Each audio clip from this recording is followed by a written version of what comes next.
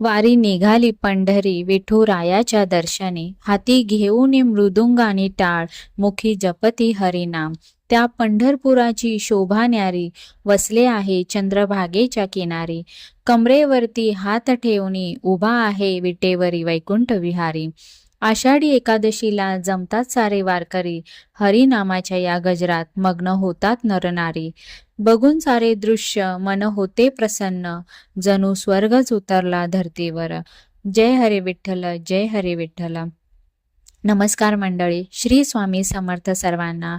स्वामी महाराज तुमच्या सगळ्या चांगल्या इच्छा पूर्ण करो हीच स्वामींचरणी प्रार्थना करते आणि आजच्या या नवीन व्हिडिओला सुरुवात करते.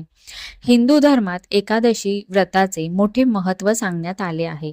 एकादशीचे व्रत भगवान विष्णू आणि देवी लक्ष्मी यांना प्रसन्न करण्यासाठी केले जाते. हिंदू पंचांगानुसार प्रत्येक महिन्यामध्ये 2 एकादशी येतात. त्यापैकी एक कृष्ण पक्षामध्ये असते तर दुसरी शुक्ल पक्षामध्ये असते. अशा प्रकारे वर्षामध्ये एकूण 24 एकादशी येतात.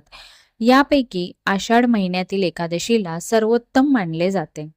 असे म्हणतात की एकादशीचे व्रत करणाऱ्या व्यक्तींना पापांपासून मुक्ती मिळते आणि अक्षय पुण्याची प्राप्ती होते.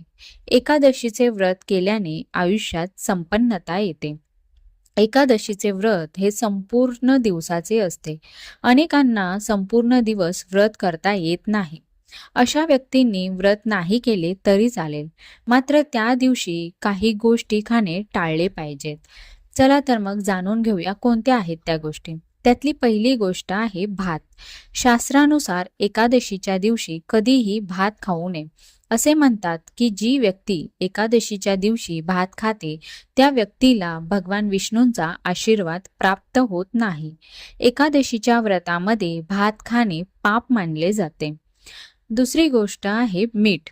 शास्त्रानुसार एकादशीच्या दिवशी कधीही मीठ खाऊ नये अथवा कमी प्रमाणात खावे. तिसरी गोष्ट आहे मांसाहार. शास्त्रानुसार एकादशीला हिंदू धर्मातील अत्यंत पवित्र व्रत मानले जाते. त्यामुळे या दिवशी कोणत्याही प्रकारचा मांसाहार करू नये, सात्विक आहारच घ्यावा. तसेच एकादशीच्या दिवशी तांदूळ, मसूर डाळ, वांगे, मुळा आणि मुख्यतः कांदा, लसूण यांचे सेवन करणे टाळावे. ही माहिती आवडली असल्यास व्हिडिओला लाईक आणि शेअर करा आणि आपल्या चॅनेलला सबस्क्राईब करा. धन्यवाद.